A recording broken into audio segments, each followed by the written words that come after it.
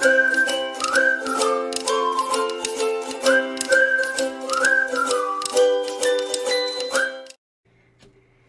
everybody. Hi, how you doing? This is Color and Chat with Joanna. I am Joanna. Welcome to the channel. Welcome on in. Welcome on in. Welcome on in. Everybody, come on in. How you doing? Okay, so I have been a little MIA. Nothing serious to worry about. Got my my Batman cup.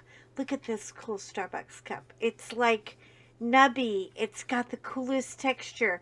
Now, if you're not a texture person, you won't like this cup. I think she is just so badass.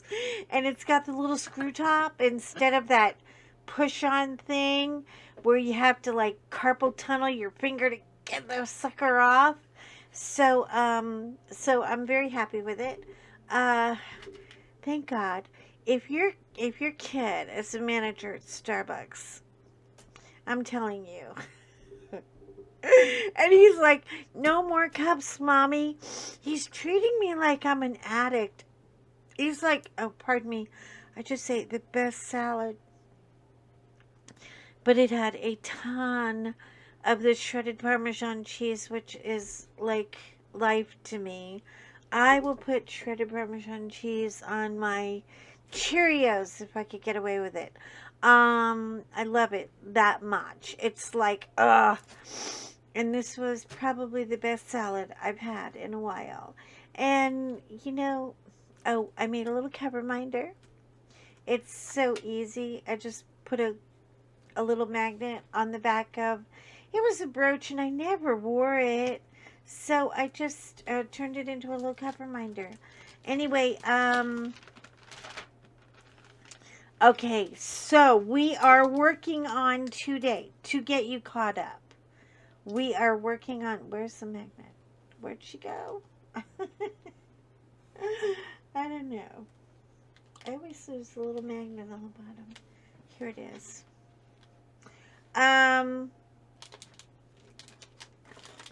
We are working on my favorite ever diamond painting. Now, I know how you guys feel. I know you think the Christmas one, Blue Christmas, will always have a place in my heart. But this was named for me. This is Jabba Joanna. And 9 out of 10 times during the winter, you will see me with a beanie hat and my hair braided on the side so I don't have to brush it and mess with it and care about it. And she's me. And anybody who doesn't understand that doesn't know me. I mean, really. But it's okay. You have time. You can get to know me. But Sheena Pike... Oh, listen, you guys. Sheena Pike is going big. Like, this girl is blowing up. She is the artist, obviously, who does all of my favorite girls because they're all wearing glasses.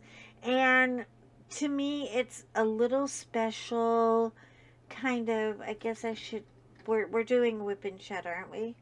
So should I work or should I just talk?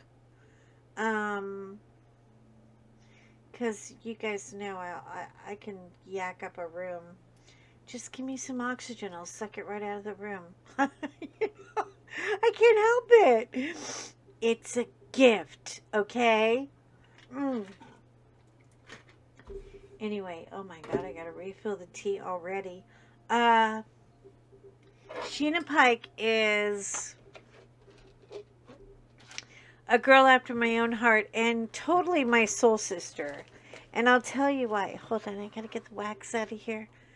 All my stuff is a little discombobulated.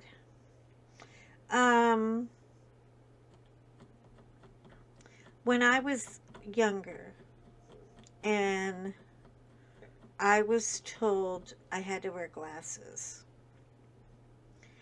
I really I mean, some girls are like, okay, fine, glasses, so what? Me? Oh no. I knew I was going to take a hit for it. And where I'm not the kind of little girl, and we all know this because, I was a degenerate at 6 years old, okay? I had a record. Well, not really a record. My father had to come and pick me up on the patrol car and everything, but I really didn't get charged for it. But I did break a kid's nose, and he had it coming, and I will never regret it. To this day, B. We're looking for B.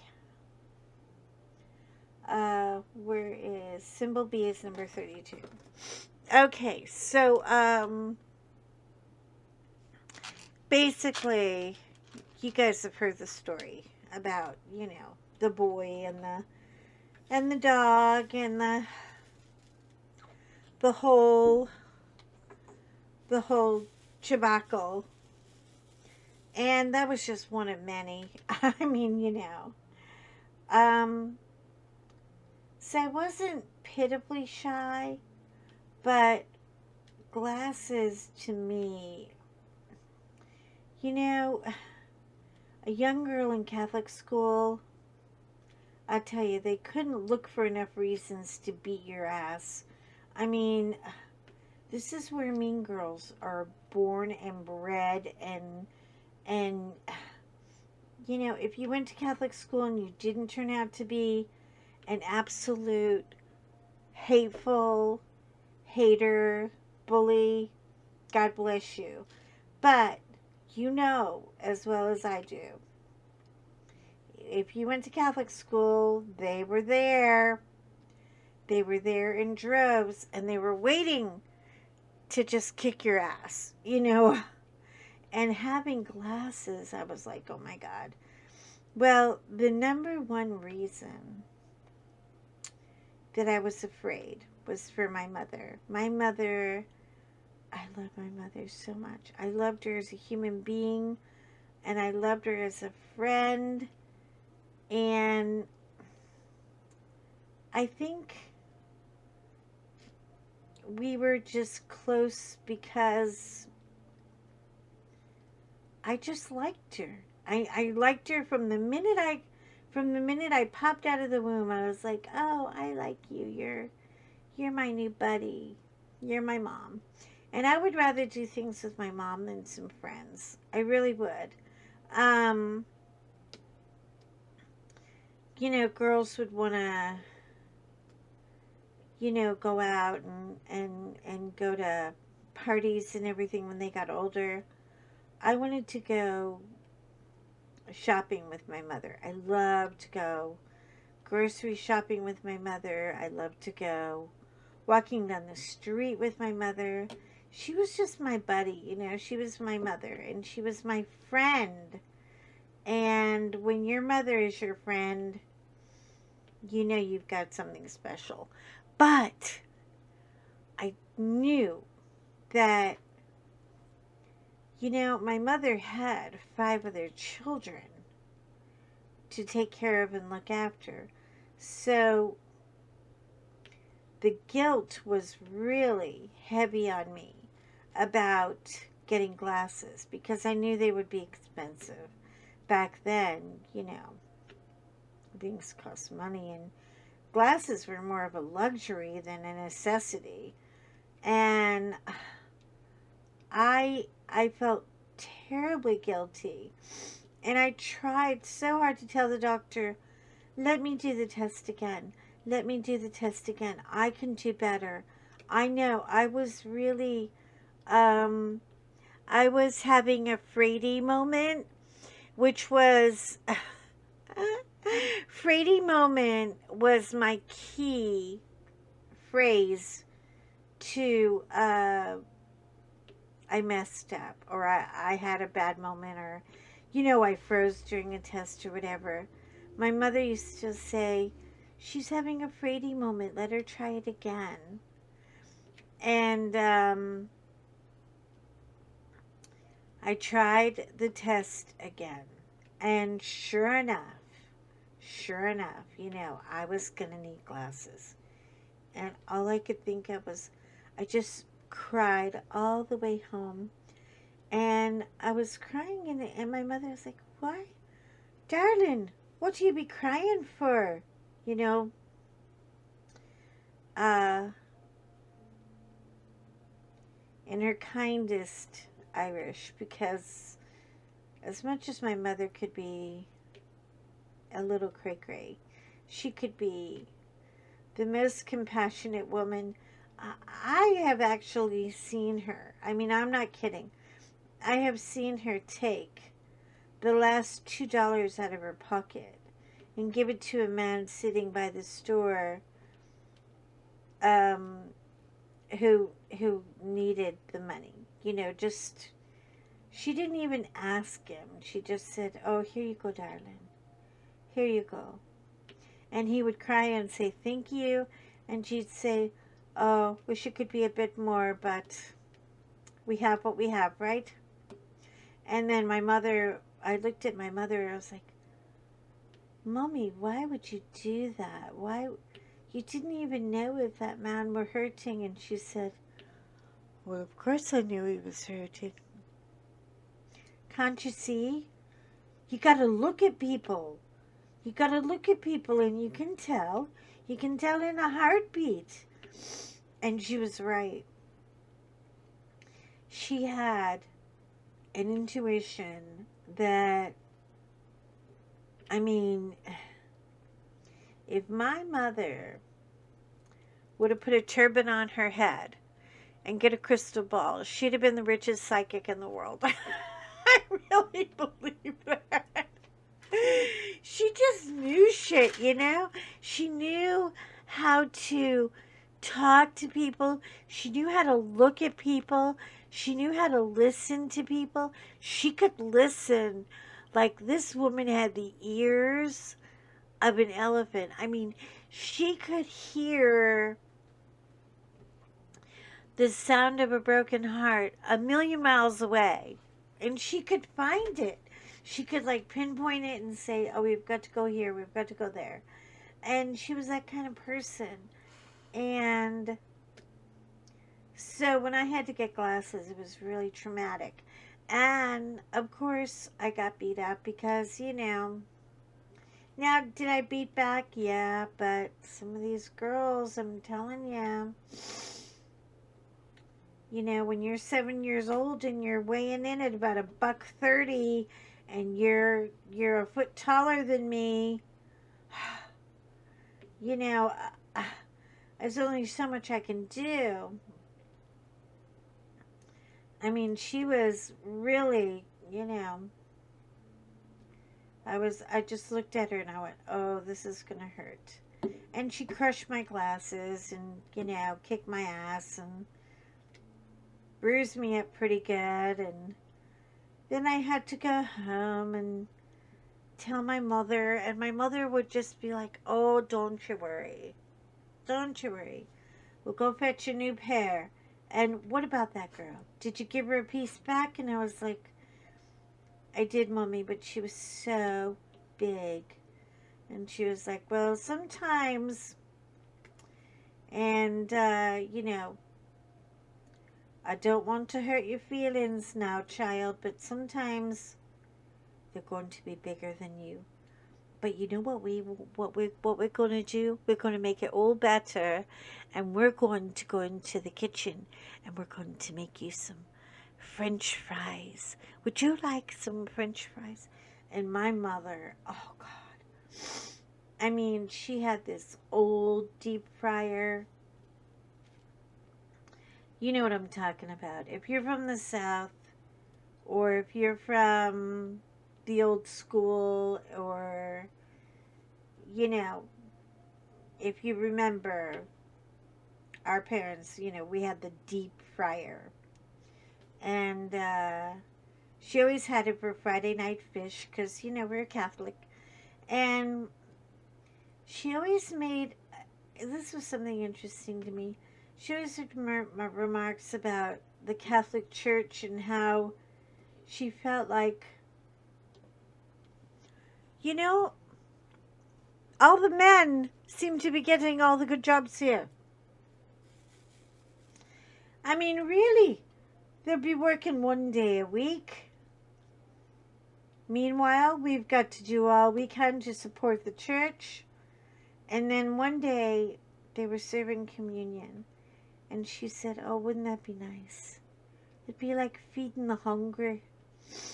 And I was like, what? And she said, yes. See, when you're giving out the host, it's like you're feeding the hungry, like you're Jesus himself. And that stuck in my head. Now, fast forwarding years later, I am going on such a rabbit hole right now. You guys are going to have to forgive me. I love to tell these stories, but, you know, they come up when they come up, and I have no control over them. Okay. John and I, long-suffering husband, when we were dating, he asked me, we went on our first date. We talked on the phone for 6 months. We didn't meet right away. And we were just, you know, I told him, I was like, you know, he finally asked me out on a date, and it was in February, and I was like, I can't go with you on February because that day is my birthday. He was like, I would be honored to take you out for your birthday. I was like, no, you don't understand. It's not just my birthday. It's my son's birthday, and my son and I have the same birthday. I mean, we have exactly the same birthday. Yeah.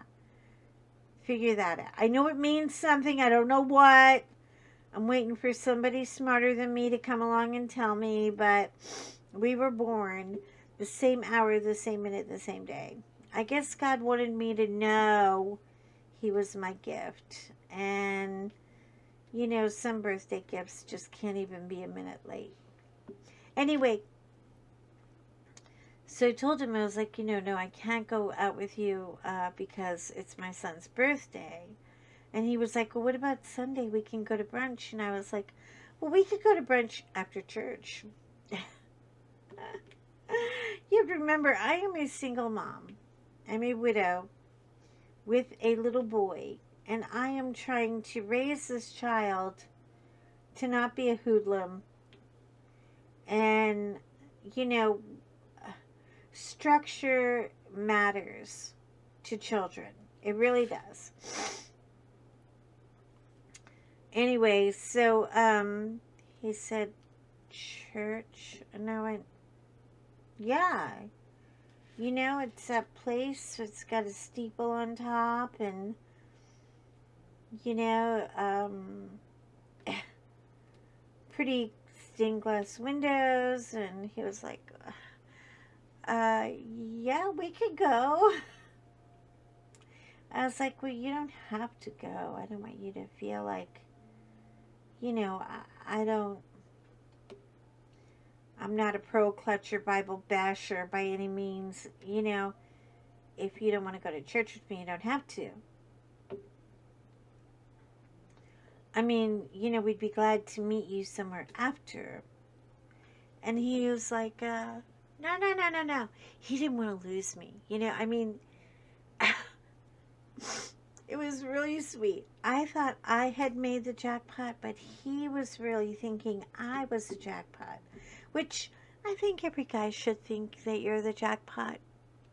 If you're the guy and you're not the jackpot, you need to ask why. Anyway, so, I'm sorry, I'm so thirsty today. We get to the church, and we're standing outside the church, and he's like, and it's a big-ass Catholic church, because Catholics, they don't make little churches, you know. They drop bank, you know. They like to throw their money at a church. And this one was very gothic and very ornate. And that was before he even got in the door. He's walking up to the church, and he just stops. And he looks up and he is looking around, and then he looks behind him and he's looking at the clouds. And I'm like, like for a whole minute. And I'm like, what are you doing? And he was like, I was waiting for lightning to strike. Because his family, well, I mean, there was a rift there too, because his mother was Lutheran and his grandmother and father were old Irish Catholic. So he really just didn't want anything to do with either one of them. Anyway, excuse me, I'm so sorry. Whew. A lot of garlic, bacon, ham, provolone, a ton of shredded Parmesan cheese. I mean, really, this salad is going to haunt me all day. I'm going to be like the Belch Queen all day. But damn, what a good salad. Anyway, poor long suffering is like, I'm just here waiting for the, the lightning to strike. And I looked at him and I was like, honey, it's not supposed to rain all day. He was like, yeah, but lightning can just come out of nowhere. I mean, look, I'm just trying to be honest with you. It's been like a million years, and I just want you to know that you know, the good Lord might be a little bit pissed at me right now. And I was like, well, he won't be pissed at you because you're with me. And that just kind of settled everything. And he went to church, and it wasn't that bad because we had a really cool priest who was actually a decent priest. Like, he actually turned in a fellow priest who was molesting children. And back then, and I'm talking like it was 100 years ago, but it really wasn't. It was about 20 years ago. They would choose to relocate and hide them, and he didn't hide them. He called the freaking police department, and he filed charges. And for that reason, I liked him. Anyway, I found out after we were, very, very involved with the church for quite a while. But I found out that they were actually doing a thing where you could train to help serve communion, because the church had grown so much that they didn't have enough priests to give communion. I was like, shut the hell up. Wait a minute. I can do this. I'm going to do this. And you know what? It hit me like a hurricane. I heard my mother. I heard my mother in my head. My mother's voice came out saying, oh, wouldn't that just be the kindest thing to do? It'd be like feeding God's children, and I wonder why women just would never be able to do that. Well, I got on a mission. I can give a fake about communion, okay? I mean, you know what I mean? I was like, come on, man. We got to get this going on. It never occurred to me that you could have women. Hold on a minute. I got to change legends here. That you could have women serve communion. Now, they didn't say men or women. They said they were looking for volunteers. And as a volunteer, you would be required to go through a certain amount of counseling and training. Well, honey, I got right in that line. Anyway, they said, if you're interested, please meet at the Coventry Hall on such and such a date at 2 o'clock in the afternoon. I saw all these men show up. There were like 12 of them. 2 of them I know were big fucking drunks. Pardon my language. Big ass drunks. And I was like, you guys are just in it for the free wine, aren't you? but I was the only girl there. I was the only female there. And I told John, I was like, hey, you got to do this with me. Long-suffering husband was like, no, I don't got to do it with you. You and your empty gestures, you are not dragging me down another rabbit hole. I'm not doing it. I was like, honey, you could just serve the wine and I could do the Eucharist. But, let's do it as a couple. If we show up as a couple, then maybe they won't be so, it's a girl. I showed up and I was like, just waiting and waiting. I was so nervous, tapping my nails, tapping my hands. And I mean, I'm the kind of girl, I show up at church, hair, makeup, I'm doing the whole Tammy Faye Baker thing, I'm not that lady who shows up in a polyester shirt and an ugly dumpy skirt. I'm dressing, okay? That's how I am. I'm loud. I like to be loud. I like blingy, flary things. I love color. And, and God forbid I go anywhere without my hair and my makeup. And I had hair. I had hair to my butt crack. I mean, hair. And I teased it and rolled it and every day with the hair. It was like, okay, we're getting ready to go in 2 hours. I just want to let you know so you can start doing your hair. Which my husband was like, that was normal for him. Anyway, this looks like a puppy's face. I don't know what is happening here. Doesn't it look like a puppy? Anyway,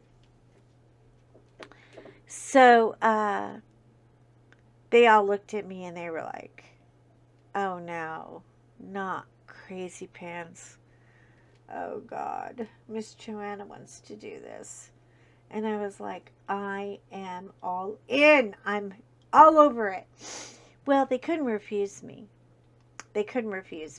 And when I was up there, I got through all the rigmarole and the whole, are you holy enough? Are you good enough? Do you wash your hands? I mean, all these stupid questions. And what they didn't know is I was like a Bible trivia killer. I mean, I was like one of those people at the pool hall that you would call a ringer, They look like they couldn't even hold a pool stick, and the next thing you know, you're losing $2,000. I knew Bible trivia that well. I was like a Bible trivia freak. Anyway, so I started using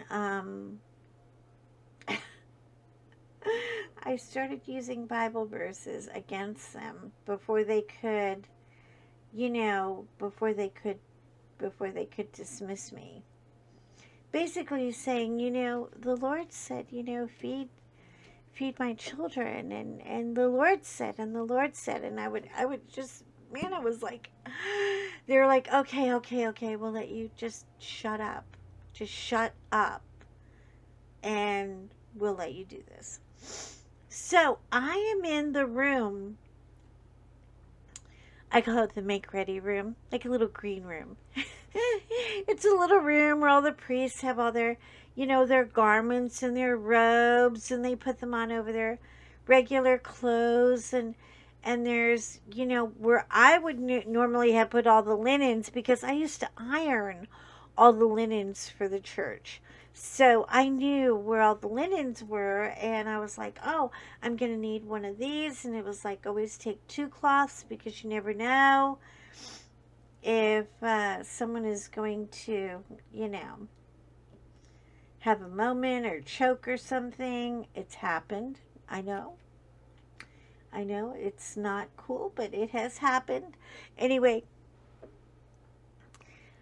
they gave me the cup. They gave me the cup, and they made me hold my hands over it, and they say, with this cup I endure the hands of God. And I, you know, and it was like, I was so happy to be serving communion. It was like the coolest damn thing I ever did, because it was my mother. My mother came alive through me spiritually. And my mother was like, look at this. Look at this. I never thought it was possible for me. My daughter did not back down. My daughter, in her big ass glasses and her big ass hair and makeup and everything, my daughter did it. And so now I did not get to do it all the time because I was like a fill-in, you know. And it was for a season in my life. It wasn't forever. I'm not active in the Catholic Church at this time. And I'm not going to go into reasons why, because that's nobody's business. But I'm not bitter about it or anything. But I did get to have that experience. And it was divine. It was absolutely beautiful. And it was beautiful not because of the act of giving someone the Eucharist and not the act of receiving communion. It was the act of of doing something that only a 40 short years ago my mother could never have even asked. You know, they would have laughed at her. They would have excommunicated her for asking. I mean, really. So, when you wonder, why aren't things changing? Why aren't things changing? They're changing, but they're not going to change in your timeline.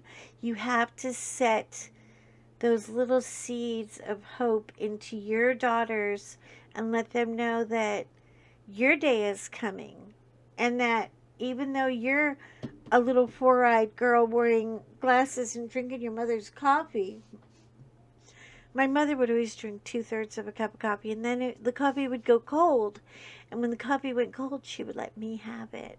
So that's why Jabba Joanna goes back that far.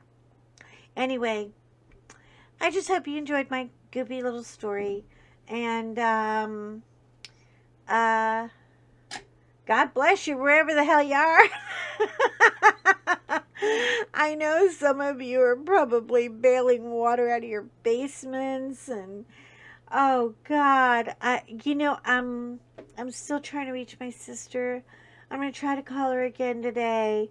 Last time when Hurricane Sandy hit, I didn't hear from her for like a week, and I actually called the cops. I called the cops on my brother, the New York firefighter. I called the police to go by and do a well check. And the cops showed up, and, you know, he's like Joe Pesci, you know. He's like, what the fuck are you doing here? What do you want from me? Why are you here? Why are you on my street? You know? He's like, yeah, I just want to let you know your sister called, and she's a little upset she hasn't heard from you in a week. Here, I'm going to go put her on the phone. He's like, are you out of your freaking mind? Anyway, it's an ongoing joke. During a hurricane or a storm, they have to call me or I'm going to call the law on them. And they know I'll do it too. But for those of you who are suffering, I'm going to take one serious second and say, I love you, I love you, I love you. I hurt for you. I hope for you. I pray for you. We are donating. I hope it gets to you. You never know where these donations go. I hope I'm donating to the right people, and I hope it makes a tiny little splash in a very big pond of despair right now. And I want you to know the water will recede and it will get better. We will all be there for you. You are not alone. And on that note, shine on, people. Deuce's Eye is out. Gonna take off, and there's a swimming pool and a big floaty waiting for me. So I'm gonna go take a swim. You guys have a great, great Sunday. I love you, and I'll talk to you soon. Jabba, Joanna, and I say goodbye. Shine on. Bye-bye.